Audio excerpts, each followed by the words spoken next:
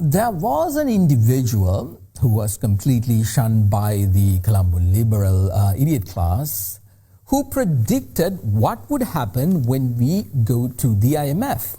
He's none other than the former governor of the central bank, Ajith Nivard Cabral, who joins me now. Thank you very much, former governor, for your time. As these domestic debt restructuring efforts are underway, what do you think we must do as a nation? Because debt restructuring, in a way, is good in order to make our economy healthy. Good evening, Mahesh. Good to be talking to you. I don't know who said that debt restructuring is a good thing. I personally don't think debt restructuring is a good thing. If it was a good thing, you will find that all the entrepreneurs going and defaulting and saying we don't want to get our debt restructured. So it's not a good thing. But in this instance, we have done it. Whether it is right or wrong, it has been done. And I personally don't think that by debt restructuring, we can ever come out of a problem. Why does a person need debt restructuring? It is because they are unable to pay their debts. Now, if you are unable to pay your debts, the first thing that you do is not to go and ask your debt to be forgiven. You have to see whether you can increase your income. Now, if a person says, I am not able to pay my debts, if he goes to the bank will say, hey, I am not going to cut your debt, but you try and increase your income. That's the first thing. Now, we have to make sure that we increase our incomes and that we reduce our expenditure in whatever way we can, and then become a viable nation. That is what is needed to be done. Instead of that, if we go and say we are not going to pay our debt and therefore we are going to default, we will have that stigma, and I can tell you that's not going to be helpful at all in the future workings of our country. And at the same time, no economy has ever become prosperous by defaulting on its creditors. When you default on your creditors, people think that you are a bankrupt, that you will not honor your word, and that's the worst thing that can happen to a nation or to an entrepreneur in that sense.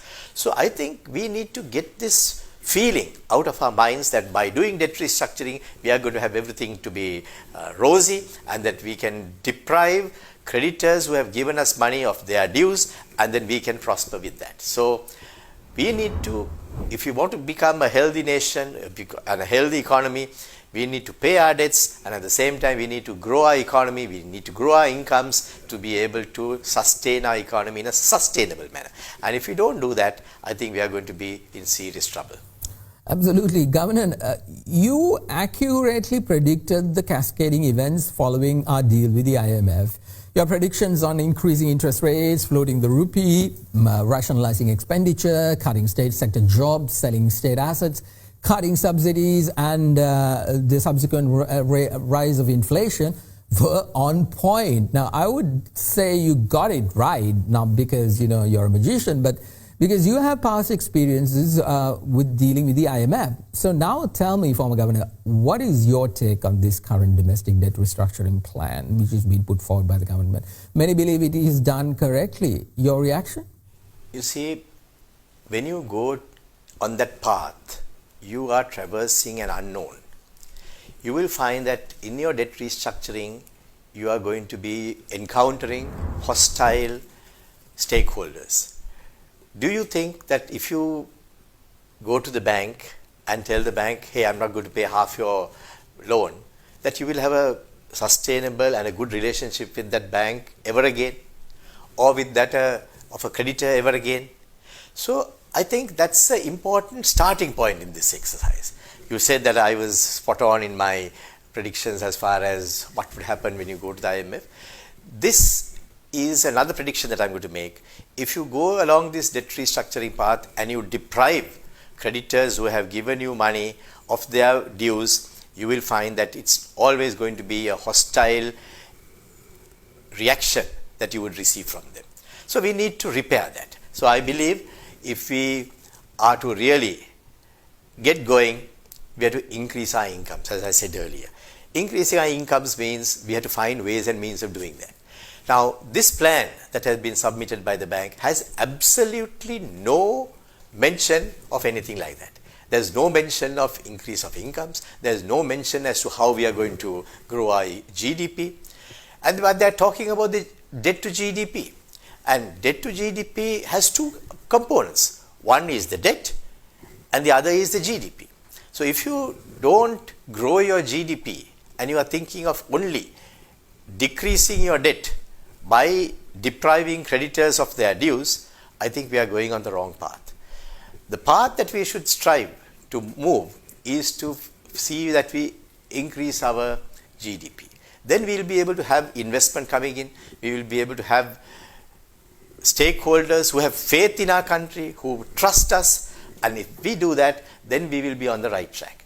Instead of that, if we are hell-bent on finding ways and means of crushing our creditors and crunching our economy to be becoming lower and lower in its space, then you would find that we are not going to get anywhere. Mind you, we have now reduced our GDP quite substantially. For the last 4 quarters, we have had negative growths of over 8, 9, 10% sometimes. Now, when you have situations of that nature, where are you going to have the space to increase your taxes? Can people who are having lesser incomes pay additional taxes? We can't. The other one more point that I want to mention about the restructuring is that we are, I think, going the way of touching the superannuation funds, especially the EPF. And that's not going to be something that will be taken kindly by people. And the political turmoil that we would see as a result of that and the fallout from that can be very damaging.